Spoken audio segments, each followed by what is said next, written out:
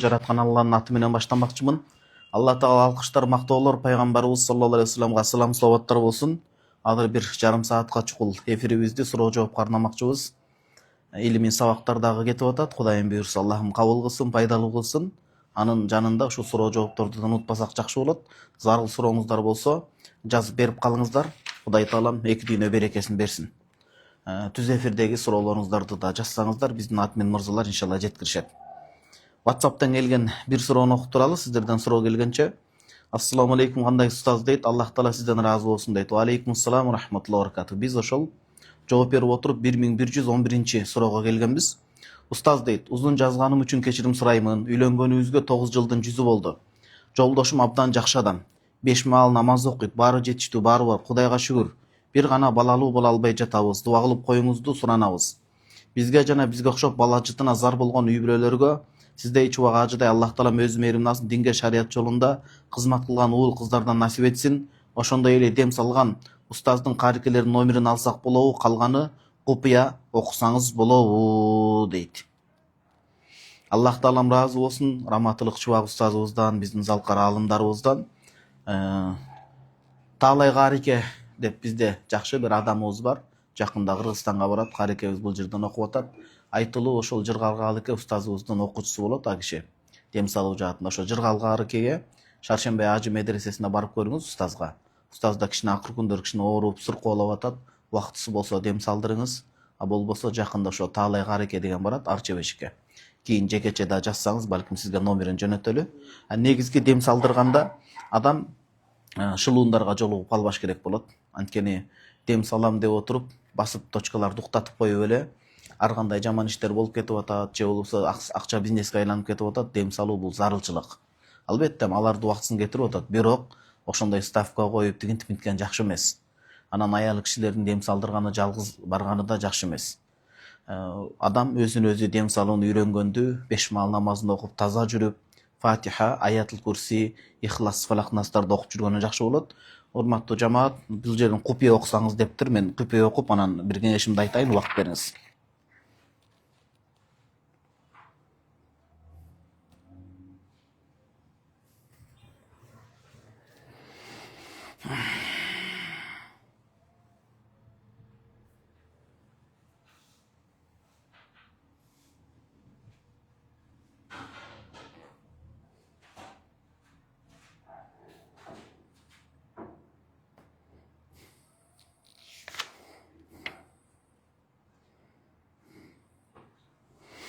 Сизге буюрса келинчегим байланышка чыгат. Мен мынакей номерди белгилеп койдум. Сиздин күйөөңүз бар экен. Күйөөңүз алыскы жумушта окшойт. Эгерде ошондой түштөр кирип атканы, суроонун ээси билет. Чолпон айылына барганда апабыз катышкан деп атасыз. Ошол суроонун ээси YouTubeга чыкканда билиңиз. Күйөөңүз алыста көбүрөөк болот. Ошол себептен алар ошондой бир жиндер илешет, же ошондой түшкө кирип азырат. Ошол себептен күйөөңүз көбүрөөк жаныңызда болсун. Күйөөңүз жаныңызда болсо, иншалла жиндердин деле алар эми алсыз макулуктар баардыгы Кудайдын каалоосу менен айтайын дегеним, күйөөңүз көбүрөөк жаныңызда жүрсө, ушул учурларда үй бүлөдөн өткөн байлык жок да. Жиндер көп сизге мындай илешип, кыйынчылык көрсөтө албайт. Анан өзүңүз дуага бекем болуңуз. Ошо дуаны токтотпой окуп туруңуз. Дуа кадимгидей сизге жардам берет. Сиздин номериңизге келинчегим байланышат, Кудайым буйрса. Азыр эми Instagram'дан түз эфирде келген суроолорго дагы биз кезек бере берели. Кудай Таалам баарыбызга эки дүйнө берекесин берсин. Ассаламу алейкум дейт. Алейкум ассалам рахматуллахи ва баракатух. Можно ли во время хайда читать имена Всевышнего деп атат? Аллах Тааланын аттарын окусаңыз болот, хадисте келгендей. Бүгүн эле сабакта айттык, акыйда сабагында. Бухари, Муслимде достоверный хадис бар. Пайгамбарыбыз саллаллаху алейхи ва саллям айтат: "Инна лиллахи тис'атан ва тис'ин исман, фаман ахсаха", ва фи ривая башка риваятта "Ва ман хафизаха дахалал жанна". Аллах Тааланын кээ бир риваятта келген 99 ысмы бар. Бул чектөө максатында эмес. Кимде ким ошону жаттаса же билсе, Бадруттин Айни рахималлах ханафи чоң алым айтат, бул дегени мен ачкана ошол аттарды жакшынакай маанисин билип, өздөштүрүп, отадаббара маанихи маанисин ой жүгүртүп, анан ва амила бу муктадаха ошолорго амал кылып жүрсө, иншалла жакшы болот дейт. Хайт кезинде окуса болот. Болгону Куранды окуй албайсыз сиз. Куранды окуй албайсыз. аят болуп турган өлчөмдө мешитке кире албайсыз, ооба, дуаларды кылсаңыз болот. Курандагы кээ бир дуалар бар, алымдар уруксат берет, дуа маанисин окуса бир жөн дейт. Мисалы, Роббана атина фид дунья хасана ва фил ахирати хасана ва кина азабаннар сыяктуу дуалардан. Анан пайгамбарыбыз саллаллаху алейхи ва саллям хадисинде келген дуаларды окусаңыз болот. Куран кармай албайсыз. Кийинки суроо, жакын деле атам кайтыш болду. Курандан башка да кандай жардам бере алам? Зикир, истигфар кылып багыштасам болобу? Болот. Акида Тахавияда келет. Аллах Таала ва яхди хажат муъмининде, муъминдардын муктаждыгын өтөйт. Ва фи дуаил ахияи лил амват манфаат лил амват деп келет. Тирүү адамдар кайтыш болгондорго дуа кылса, зикирден, тасбихтен жалпы дуа кылып ошолордун күнөөсүн кечир десе, Аллах Таалам өз кудурети менен иншалла дуаларын кабыл кылып, беркилерге соопту жеткизет Аллахым дейт. Элге окшоп көпүрө жолсуз чыгара албайт экенмин дейт, ооба. Мүмкүндүгүңүз чектелүү болуп атса, көптөгөн зикирлерди айтып, дуаларды кылып, тахажжуд маалында ошол атаңызга көп дуа кылыңыз. Биз да дуа кылалы. Жалпы эле ошол ыйманды өткөн аталарыбызды, сиздин атаңызды Аллах Таалам бейиштин бакчаларына айланткан болсун кабырын, анан ар кыл оор сурактардан асырап сактаган болсун. Кийинки суроо: Ассаламу алейкум устаз, жолдошума кредит болбогон нерсе экенин түшүндүрө албай жатам. Көп кредит ала берип төлөй албай карызга баттык. Дагы деле түшүнбөйт, өзүн эптеп адалдап алат оюнда. Адалдабайт, кантип адалдайт? Мазхаб башчыбыз имам Абу Ханифа рахимахуллах айтат. Куранда бир аят бар, ал жаш баланын чачын агартып, жүрөктүн ишин алып коркунучка жетелеген дейт. Куранда риба, сүткорлук жөнүндө сөз келип жатып, кредитсиз корлук боюнча.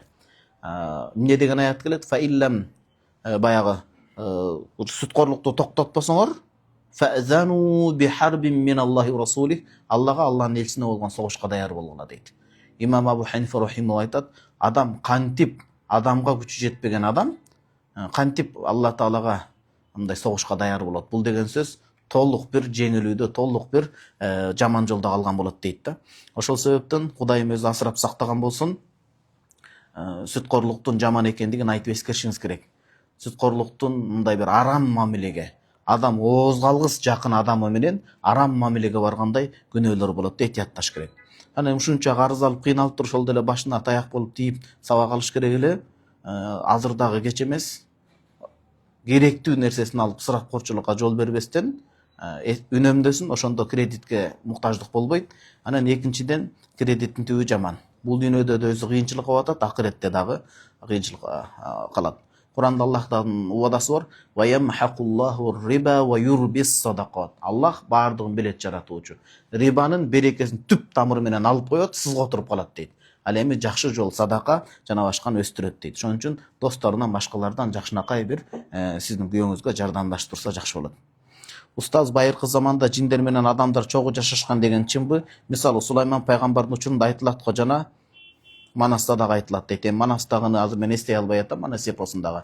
Бирок Сулайман пайгамбар ооба, Аллах Таалам өз кудурети менен Сулайман пайгамбарга жиндерди баш ийдирген. Шамалды баш ийдирген, канаттуу куштарды баш ийдирип, тилдерин билдиргендей эле баш ийдирген. Ал эми биздин шариатта пайгамбарыбыз саллаллаху алейхи ва саллям айтат, Бухари, Муслимде келет бул хадис. Мен силерге шайтанды көрсөтөйүн дедим эле. Кече келгенде намаз окуйын дегенде мага мындай бир жолтоо болоюн деди эле. Байлап, муунтуп, мечиттин жанагындай түркүктөрдүн бирине байлап койсом, силер көрмөксүңөр да, мусулмандардын балдары алар менен кадимкидей келекке кылышыңдагы ойномок. Бирок мен ошо пайгамбарлардын бардыгы бир тууган да, пайгамбар Сулайман алейхиссаламдын сөзүн эстеп, мен аны байлабадым дейт. Ал Алла Тааладан сураганда, Аллахым эч кимге бербеген бир мүлктү берсең деп сураган жери бар деп, ошондой жер эскерилет. Бирок мунун сизге канчалык деңгээлде мындай зарылчылыгы бар? Кээ бир суроолордун ошол бүгүнкү күнгө жана акыретке, келечек турмушка пайдалуу болгону жакшыраак болот. Жиндин зыянынан сактануу үчүн сизге жооп бердик. Өзүңүзгө дем салып, этияттап так жүрүңүз иншалла. Кийинки суроо жоопко суроону кайсыл жака берсек болот дейт. Ошол Инстаграмда номер бар, номер бекитилген, ошол жерге бересиздер. Бирок сураныч иретинде эскертип кетмекчибиз, талак маселеси болсо, Кыргызстанда болсоңуздар муфтиятка ээрчип барыңыздар. Кыргызстандан сырткары болуп калсаңыздар, анда бир жөн. Ассаламу алейкум устаз дейт. Мен азыр 8 айлык боюмда бар, азыркы учурда илим алып атам. Кененирээк айтканда араб тилин үйрөнүп, Куранга түшүүгө аракет кылып жатам. Суроо: ичимдеги түйүлдүккө бул кандай таасир тиет? Түздөн түз таасир тиет. Баланын киндиги сизге туташ. 8 айлык болуп калды. 4 айдан баштап балага жан бүтөт, кадимкидей угуу, көрүү нерсеси калыптанып баштайт. Жүрөгү кошо, киндик туташ болгон себептен баланыкы. Ошол себептен эне эмнени окуп, эмнени аракет кылса, балага ошол өтөт. Бул медицинада дагы такталган, анан такыбачылык, шариятта дагы такыбачылык таасир этет. Курсагын ичинен баштап такыбачылык таасир этет. Анткени исламда чыныгы олия аалымдардан кеңеш сураганда балалуу болбой туруп такыба бол дейт. Анан бул деген сөз курсакта болгондо да такыбачылык болуш керек, илимге дилгир болуш керек. Эртең балаңыз аман эсен төрөлсө, сиздеги аракет балага да кан аркылуу өтөт да. Аллах таалам ошондой кылып жараткан. Демек, балаңызда ушундай илимге, билимге мындай бир суктанган болот. Аракетиңизди токтотпоңуз. Албетте Алла Тааланын парыздарын токтотпоңуз, күйөөңүзгө итаат маселесин токтотпоңуз. Ошол илимди үйрөнсөңүз, Куранды канчалык көп окусаңыз, баланын келечеги үчүн түздөн түз таасир этип жакшы болот буюрса. Купуя дептир.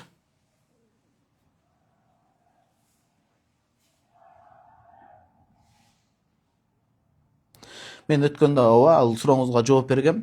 Баягы бала менен апанын ортосундачы сиз айтпадыңыз бана жаназа маселеси деп. Кандай кылыш керек?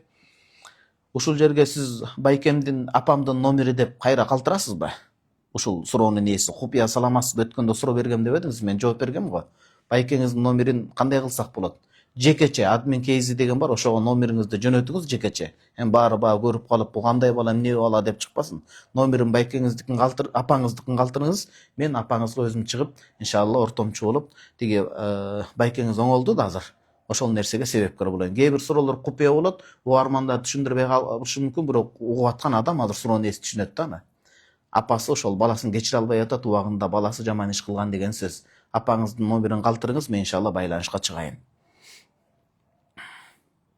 Аллах Таалам эки дүйнө берекесин берсин.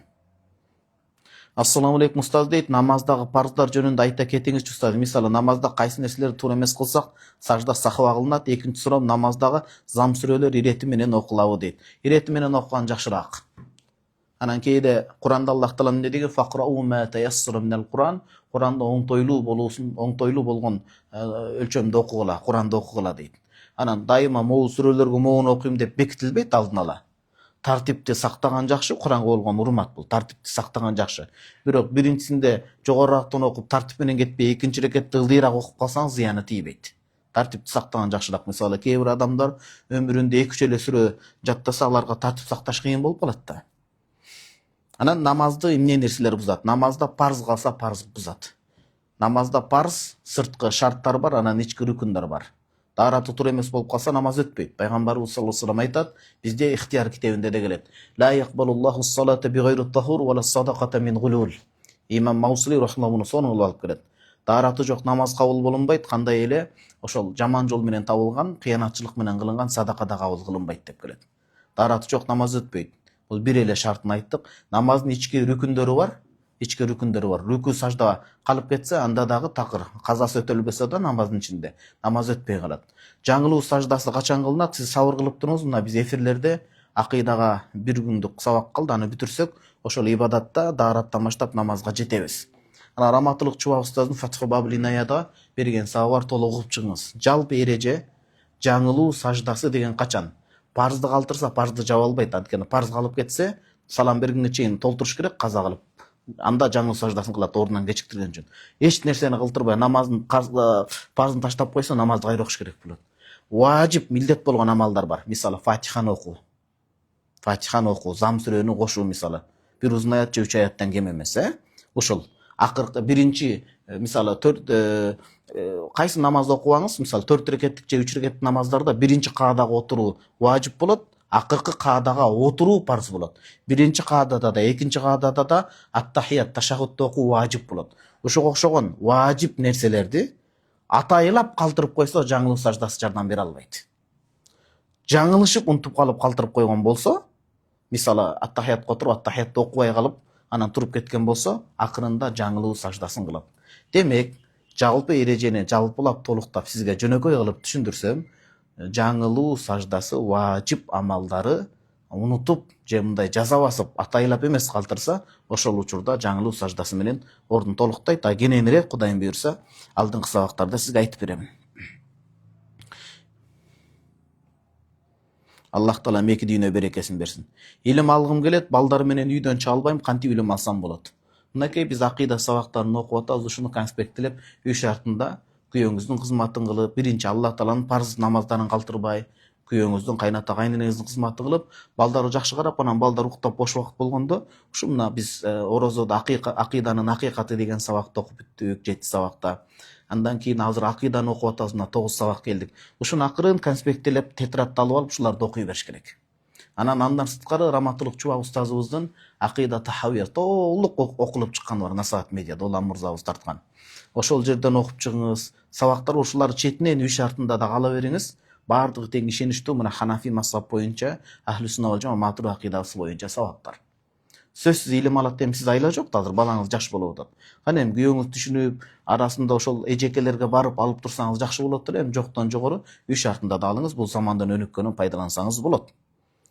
Устаз дейт, кол коюп, арыз жазып ажырашса талак түшөбү? Сот маселесинде деген сөз. Сотто өтүп аткан адам, мен муну көп сотко катышкандардын ошол окуяларынан сурап эметтим, көп болгондорунан ажырашкан тилекке каршы. Ошондо сот айым, ошону алып барып аткан же мырза, сен ажырашасызбы, болдубу, эмне себептен деп зилдеп убакыт берип, жок экөө тең көгөрүп көшөрүп ажырашабыз деп. Ажырашасыңарбы? Ооба, ажырашабыз деп сөз менен айтып, эркек аял сөз менен айтып ошону тастыктап жазса, ажырашууга жүрүп калат, талак өтүп калат. Анткени бизде шарият китептерде келет, ошонун бир Аддурул Мухтарда рукну талак ас-сыйга, талактын рүкүнү, негизги рүкүнү бул сөз менен айтуу. Мен сага ажыраштым, талак бердим деп. Талак түшүп калат ушундай таризда болсо. Ассаламу алейкум устаз дейт. Менин жолдошум орозодо бир күн башы ооруп ачып алды, ошондо бир күн эле тутуп берем. Оору өтө кыйын оору болуп, дары ичпесе, башка болбосо кыйналып кете тургандай болсо, анда ага зарылчылык берилген болот, үзүр берилген болот да бир күн казасын кармайт. Анан жеңил эле башы оору болуп, чыдаса боло турган оору болуп ачып ийсе, анда этият болуш керек, кафорот болуп калыш коркунучу бар. Эми жөндөн жөн ачпайт биздикилер, демек бир күнгө бир күн каза кылып берет иншалла. Ассаламу алейкум устаз дейт. Ва алейкум ассалам рахматуллахи ва баракату. Мен Америкада уборкада иштейм дейт. Аял затынын суроосу бекен, Мен Америкада уборкада иштейм дейт. Ар кандай үйлөрдү жыйнайм. Кээде ЛГБТ колдогон жана жөөттөрдүн үйүн жыйнап акчасын алганда ушул туура элеби деген ой келе берет мага дейт. Сиздин алган акчаңыз биздин мамлекетибизде өмүр сүрүп, бирок жетимдердин акысына кирип уурдагандардын астында таза, сиздики Кудайдын астында жүзүңүз жарык болот. Ошол уурдап, коррупцияга жол берип, же болбосо жетимдерди сыздатып, мына ошолор Кудайдан коркуш керек. Сен ошончо жерге барып иштеп атасыз, ооба, сиздин ишиңиз тапканыңыз адал болгону башка жумушка которууга аракет кылыңыз, же карап көрүп туруп ошондойлордон этияттаганга аракет кылыңыз, анткени көрүп көз көнүп калбасын, анан кордолуп калбаңыз. Иренжип, жийиркен ошол жерде зикир кылып, ушулар динге келип калсын, түшүнүк жетип калсын деп, ошол дубаларды кылып коюңуз. Анан этияттаңыз. Эң жакшысы, эгерде сиз аял заты болсоңуз, ошол Америкада деле кыргыз жарандары бар да биздин, сизди сыйлаган жакшы адамдар болсо, эң жакшысы сиз эртерээк турмушка чыксаңыз, бала төрөп, баланы тарбияласаңыз, күйөөңүз сизди камсыздап турса жакшы болот. Ошо Раматылык мен просто зейним кейип кетип атат да бул жерде. Эми сабыр кылып туралы, азыр ушундай жагдай, бирок келечекте иншалла биздин кыздарыбыз бактылуу эне аталып, эркектер жоопкерчиликтүү иншалла, дагы да баардыгы сезип, дин менен, иман менен ойгонсо, сиздер иншалла Кыргызстан мекенибизде жакшынакай болуп жүрөсүздөр, Кудайым буйрса. Сиздики адал болот. Болгону этияттаңыз. Көз көрүп ошол нерсени жактырып кетпесин. Инсан алсыз да. Ассаламу алейкум устаз дейт. Адам өлгөндөн кийин кабырга коюлганга чейин духу эмес, руху болот. Каякта болот дейт. Бул дүйнөдө эмне болуп атканын, ким кандай дуа кылып атканын билип турабы дейт. Эми Аллахым билдирет, ал анткени соопко муктаж болот да. Хадисте Бухари, Муслимде келет. Аны аалымдарыбыз маскатында киргенде түшүндүрөт. Неге мен дайыма хадисте айткандай аалымдардын түшүндүрмөсүн кошом? Анткени түз хадистен өкүм чыгара тургандай муштагит эмеспиз. Аалымдар кандай түшүндүрмө берет, ошол жөнүндө кетет. Илимдин эрежеси ошондой. Бул боюнча, рух боюнча көп китеп окудук. Ахкамур рух деп коет. Аскардан чыккан чоң алым. Анан азыр шашпай туруңуз. Мухаммад Хасанейн Махлуфтун Ал-Маталибул Кудсия фи Ахкамур рух ва Асарил Кауния деген китебинде келет. Ошол хадистерде эмне дейт? Тоготер жоопты айтайын. Адам өлгөндөн жакшы адам болсо эртерээк мени кабырымдагы жакшылык алып баргылачы деп айтат дейт пайгамбар саллаллаху алейхи айтат. Жаман күнөөкөр адам болсо, адамдар мени каяка алып баратасыңар деп турат дейт. Бул дегени байкап билип турат деген сөз. Байкап билип турат дегенде, дегенде эмне болуп кетти деген эмес. Аллах билдиргендей билип турат деген сөз хадиске ылайык. Анан руху каякта болот? Аллаху алам, Аллага тапшырабыз. Жана китепте айткан Ал-Маталибул Кудси фи ахкам рух асал каунияда айткан, бирок аны билгенден бир нерсе өзгөрүлүп кетпейт. Аны Аллахка тапшыралы дагы, эгер дагы канааттандырарлык жооп эмесеңиз, кийин кефирлерди алып келип окуп берейин, бирок туурасы Аллах аны көздөн гайып кылып койдубу, болду. Аллах Таала анын кудуретинде чектейт. Аллах Таала өзү билет. Кудуретинде чектеп, аны өзү билген жерге коет, а бирок ошол кабырда эсеп кысап болор анык. Ал боюнча Исбат азабул кабр деп имам Байхақи рахимахуллахтун кабыр азабы жана кабыр жыргалчылыгы боюнча сабактарды өтүп атабыз, аны уксаңыз болот. Андан кийинки суроо: Ассаламу алейкум дейт. Жолдошум 2 аял менен жашайт. Алыстан, досу келсе 2 күн, ал аялга 2 күн бул аялын үйүнө алып келет. Мен бизге алып келбеңиз, досторуңузга мактангансыз туура эмес десем, үйдө ызычуу чыгып жатат, туурабы? Жок. Шариятта сиздин акыңыз бар бөлөк-бөлөк жашаганга. Бир үйгө шариятта бар, эми 2, 3, 4 аял бар. Туугандар мен шариятта айтып атам. Шариятта бар. Кудай Таалам уруксат берген, бирок адилеттүү болуп, жон териси калың болуп, тегиз карайм деген адамдарга, зулумдукка жол бербегендерге. Ошондо ала турган болсо, бир үйдө бөлмөлөрдү бөлүп койгон болбойт. Анткени үн угулат, башка болот баары бир. Бир мондай имарада болсо, бирөөсүн 2-нчи этажда, 2-нчи кабатта, бирөөсүн 1-нчи кабатка калса бир жон, бирок бир үйдө бир жашаткан болбойт. Шариятта ал кыйыныраак болуп калат, үйдө талаш тартыш чыккан себептен. Эман досторуна мактанбасын, ал мактана турган нерсе эмес. Сонан Абу Давудда келет, Ихтияр китебинде имам Маусили рахимахулла алып келет 2-нчи томунда. Пайгамбарыбыз саллаллаху алейхи айтат: "Мен кана лаху имраатан", ким 2 же 2ден көп аялы болсо, фамала илахтахум өкөн бирөөнү ооп кыйшайып кеткен болсо, эми досторуна мактанып не кереги бар? Ал жоопкерчиликте. Өкөн бирөөсүн ооп кете турган болсо, кыяматта жаа ва ахаду шиққайхи маил деп бели майтарылып келет дейт. Устаз 10 жылдыкка акча чогултуп жатат, эжекеге шакек, анан эс алабыз деп туурасы кандай болот? Шариатка каршы келбеген. Эс алганда аял менен эркек аралашып кетсе, жок, анда эжекеге гана көңүл бура тургандай акчаны бересиз, эс алууга барбайсыз. Анан эркектер өзүнчө болуп, аялдар өзүнчө болуп, шариатта бузулбай тургандай, ичимдик ичип кетпей, жаман ишке барып койбогондой табиатка чыгуу үчүн болсо, андай деле мейли, бирок ошол ар ким колунан келгенин чогултуп берген жакшы. Бирөөнүн турмушунда бала чакалы көп кыйналып калат, ал акчаны көтөрө албай калат, бирөөнүн мүмкүнчүлүгү ага кенен деген сөз. Ар ким мүмкүнчүлүгүнө жараша берсин, эжекейди сыйлап көңүлүн сүйүнткөн жакшы. Анан мен ойлойм эң жакшысы акчалай чогултуп бериш керек, анткени балким анын шакеги бар башка, же шакек сатып деле акча кылышы мүмкүн, бирок акчалай берсе балким ошол муктаждыгын эжеке байкуш мугалим өзү жакшыраак билет. Ханафи мазхабта мисалы муну айтканым бекер эмес. Жердин үшүрүн чыгарып атканда, малдын зекетин чыгарып атканда же садака фитрде ошонун өзүнөн жанагы милдет болгон же ошонун акчасын берсе дагы жакшыраак дейт. Бүт далилдер бар буга. Анткени ошол муктаждыкты өтөөгө акчанын зарылчылыгы көп дейт. Эс алууга эркектер менен аялдар аралашып аткан болсо, жок, мен кошумчамды деле берейин, өзүмдүн турмуш тиричилигим бар деп ачык эле айтыш керек болот. Ассаламу алейкум устаз. Буга биз жооп бердик, туугандар. Ассаламу алейкум дейт. Устаз, онлайн медреседен сабак алса болобу деп. Кандай медресе? Мисалы Иорданияда бисмилла, доктор Салах устаздын эмеси онлайн сабак болгон болсо, ал Ханафи мазхабтагы аалымдардын бири, чоң аалымдардын бири, анда алсаңыз бир жөн. Анан онлайн дегенде такташ керек. Онлайн дегенде такташ керек. Эгер акыйдадан адашууга алып бара тургандай, бир агымга тиешелүү болуп, Ханафи мазхабты тоготпой чана тургандай болуп, жалаң ал жерден капыр деп ата-энесин көзгө илбей тургандай үйрөнө тургандай болсо, уруксат берилбейт, караш керек. Такташыңыз керек да суроонун жообун. Ширик деген сөздүн маанисын түшүндүрүп кой бериңизчи дейт. Ширк деген сөздөн алынган. Ширк деген Аллага шерик кошуу. Биз мусулмандар эмне үчүн мусулманбыз? Алланы жалгыз деп тааныганыбыз үчүн. Шерик деген сөз ошо Алла жалгыз эмес дейт, Кудай сактасын. Кудайдын шериги бар деп айтат. Пайгамбарыбыз саллаллаху алейхи вассаламдын доорунда ошол коому Курейш деген уруу болгон да Меккеде, өзгөчө Каабанын жанында. Ошолор Алла Таалага шерик кошкон. Неге түз жалгыз Аллага сыйынбайсыңар десе, биз деген күнөөкөрбүз, сообуз жетпейт деп шайтанга алданган, акылдарын иштетпей. 360 бут колдон жасап алып ошого сыйынган. Биз ушуларга сыйынабыз, булар ортомчу болот. Liyuqarribuna ilallohi zulfa Qur'анда келет. Аллаға бізге ортомчу болып береді дейді. Андай ортомчулық мәселесі жоқ. Iyяка набуду iyяка настаин, Аллаға ғана сыйыну, Алладан да жардам сұрай, Алладан ғана жардам сұрайсыз. Шерик деген түсініңіз бе? Аллаға шерик қошу. Бұл ең чоң күнә. Құранда Аллах Таала айтады: "Инналлаха ла яғфиру юшрака бих ва яғфиру ма дуна залик лиман яша." Аллах аға шерик қошқанды кечирбейт, андан бөлөктү кечирет деп келет, кимге кааласа. Ассаламу алейкум устаз, сахабалар ниет түздөгөндөн чарчадык деген бар, ошол туурабы? Сахабалар кээ бир китептерде табииндер деп келет. Бул маселени мен Роддул Мухтар китебинен окуганмын, жана Ахкамул Жихад деп динди мекенди коргоо маселесинде келген. Ооба, бул мындайча айтканда чоң газаттардан кайтып келе атканда, дин үчүн туруп берип, өлкөсүнө кайтып келе жатканда жерине кичинекей эмеден согуштан чыныгы чоң согушка келе атабыз деген.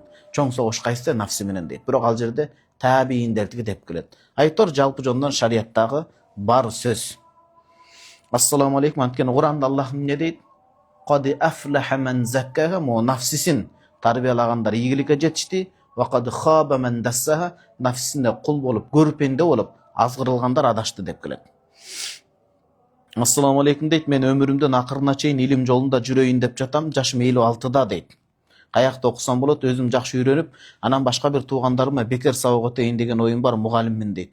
Мугалим эжеке, Аллах разы болсун. Ооба, мына көрдүңүз биздин сабактарда бекер. Анткени зарылчылык болуп калат, бирок колдон келишинче бул динибизди акчага байлабай колдон келип турса деген сөз. Ошондой ниет кылып таркаткан жакшы. Антпес анан 1-2 сабакты бекер өтүп туруп анан өтө кымбат баа коюп алып кыйнаган жакшы эмес негизи. Ал эми сабактын өзүнүн зарылчылыгы бар. Алымдар мурда алганга болбойт. Азыр зиндин зарылчылыгы бар. Алыш керек деген маселелерди эскеришкен. Бирок колдон келишинче илимди бекер берүүгө аракет кылыш керек. Эң жакшысы ушул. Канчалык зарылчылык болбосунчу. Кыргызстандан окушуңуз керек. Илимдин тартиби ушундай. Чүй дегенде эле сыртка чыгып кетсеңиз, сиз балким мазхабтан тайып, акыйдадан адашып, туура эмес жамааттардын колуна илешип түшүп калсаңыз, бул чоң сыноо болот. Элге барып, кайра элдин ынтымагын ыдыратып, суютуп, сыноого себепкер болуп каласыз, бөлүнүп жарылууга. А биз кичинекей элбиз, негизи эле илгертеден бери уланып келе жаткан туура жол керек болот, муштагит болбогондон кийин. Ошон үчүн Кыргызстандан Ислам университети бар. Ошол Ислам университетинде апалар окуй турган жер бар, адашпасам. Ошол жерлерден жакшынакай окуп бүтүп, анан сыртка чыксаңыз бир жөн, бирок ошондо да бала чакаңыз бүт билип туруш керек, кабар алып сизден. Аллах разы болсун. Аял киши ошо махрамы менен келип окуганга жетпейт. Кандай болбосун, кайсы жашта болбосун, апа. Сиз туура эле кабыл алыңыз. Алысты 3 күн 3 түндүк деп келет. Мындайча айтканда 120 километрден алыстыкка махрамы менен илим алганга жетпейт. Шарият ошону айтат туура деп. Кыйналып каласыз, башка болот. Ошон үчүн азырынча сиз Кыргызстандан илим алыңыз. Анан жакшы бир балаңыз болсо, балаңыз менен бирге келип илим алсаңыз бир жөн.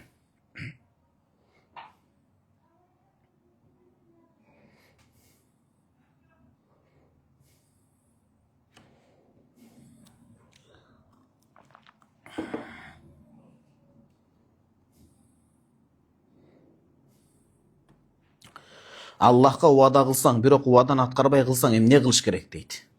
Эгерде сиз жакшы бир нерсени убада кылсаңыз, ошону аткарбай калсаңыз, хинсул ямин дейт, антыңызды буссаңыз, анда биринчи оор жазасы 10 бечара мискинге тамак аш алып беришиңиз керек. Бир күндөн 10 адам бир мискинге, эгер акчаңыз тартыш болсо, 10 күнгө жеткирип, же 10 адамга бир тамак алып беришиңиз керек, же кийим кечек.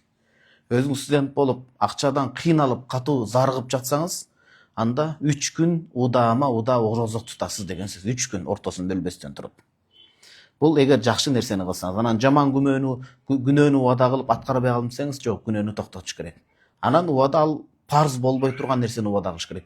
Мен 5 маал намазды окуйм десеңиз, ал убада байланбайт. Неге дегенде, убадага чейин эле сиз ант ичүүдөн алдын эле ал нерсе эмне болгон? Кудай Таала тараптан парз болгон. Ошон үчүн убада дегенде Кудайга сөз берип назыр кылсаңыз деген сөз.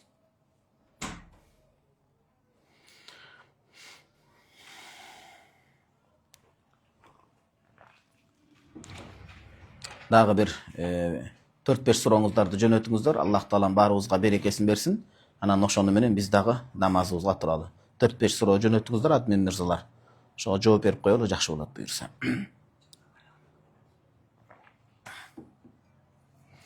Аллах Таалам баарыбызга тынчтыгын, амандыгын берсин, дуа кылып туралы.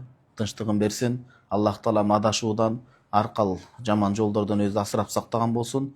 Пайдалуу илим, иманыбызды күчтүү болгон болсун. Ынтымактын мындай бир ынтымаксыздыктан Кудайым өзү сактасын.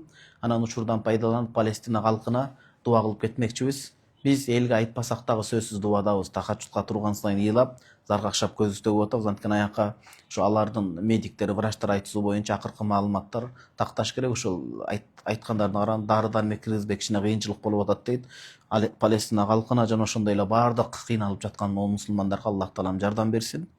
Жалпы адам баласынын адам болгондойн жашоого укугу бар. Эч бир жерде согуш болбосун, тынчтык, амандык болсун. Каабанын сүрөтү бар жай намазга намаз окубаш керекпи дейт. Намаз окуса өтпөй калат деген сөз жок. Болгону сүрөтү болуп көңүлүңүз алаксып калса анда ал макруу болот деген сөз. Ал эми тирүү адамдын же жаныбардын толук кандуу сүрөтү болсо, астыда болгону мындай соогуңузду кемитип коет. Макрух тахриман болот. Алдыда турган, үстүдө турган, оң жак, сол жак, артта турганычы. Ошол себептен көңүлүңүз алаксып, көзүңүз жана Каабага карап, ошол аркылуу оюңуз кетип атса, анда ошол учурда макруу болот, бирок намаз бузулат деген сөз жок. Андай да көңүлүңүз чашырандуу болуп атса, жөнөкөй сүрөтү жок жай намазга карап намаз окууга тырышышыңыз керек болот.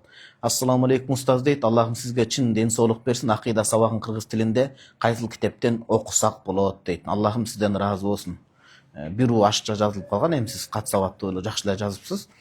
Акыйда сабагын кыргыз тилинде Раматылык Чубак устазыбыздын ошо Акыйда Тахавия деген китеби бар. Ошону окуп, видео аудио записин угуп чыгыңыз. Акылбек Бекиев деп устазыбыздын окуучусу мыкты кылып жазып, устаз өзү сабак өткөнү бар. Ошо китепти сунуштайм сизге.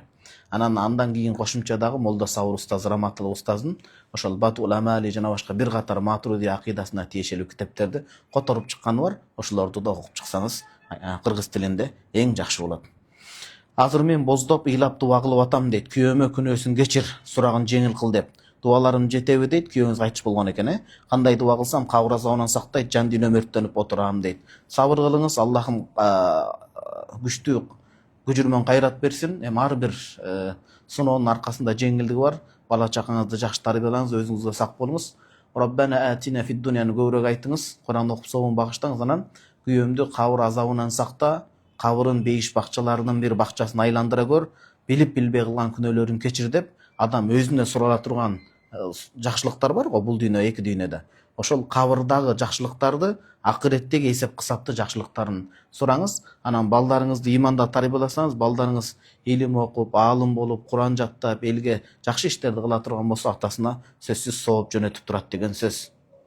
Пайгамбарыбыз саллаллаху алейхи вассалам кабар бергендей. Сахаба бир айга жетпеген убакытта 2 же 3 тил үйрөнгөн деп уктук эле. Ошол тилдер кайсы деңгээлде үйрөнгөн, сахабалар кантип үйрөнгөн, деңгээлине кантип жетебиз дейт. Эми алар зирек болгон, ал кездеги учур, ал кездеги тамактануу, ал кездеги аба дем алган. Көп нерсе фактор бар. Негизгиси пайгамбарыбыз саллаллаху алейхи вассалам дуа берген.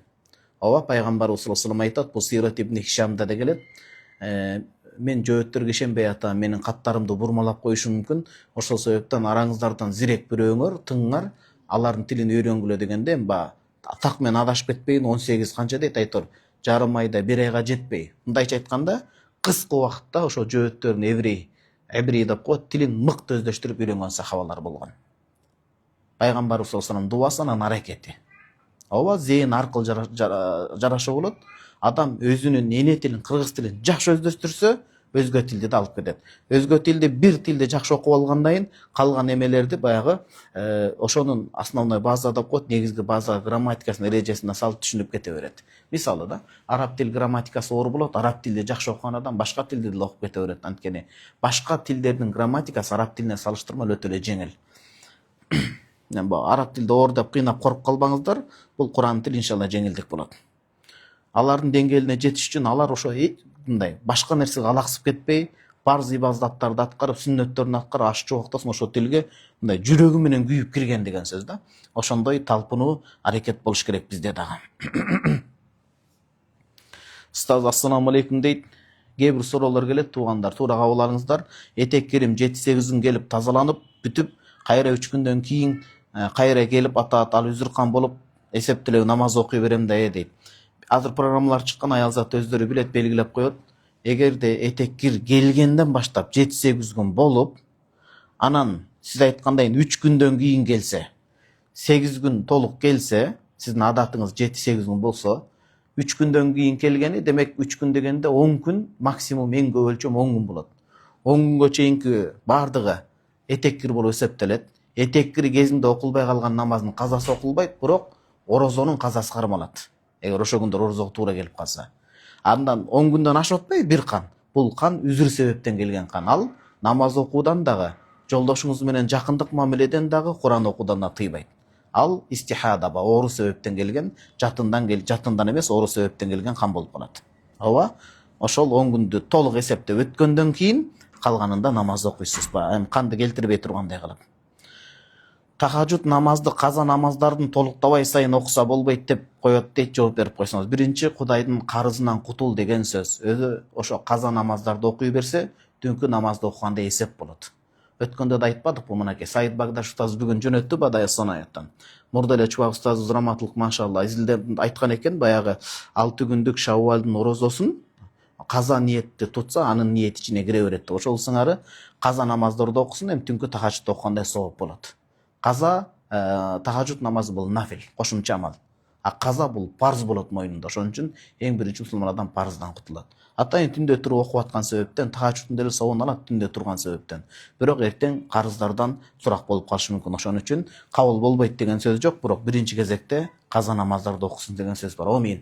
Туугандар, мынакей азыр аз болсо дагы ушул суроолорго жооп берүүгө тырыштык. Аллахым эч кимибизди адаштырбасын. Алдыда дагы кененирээк эфирлер болмокчу.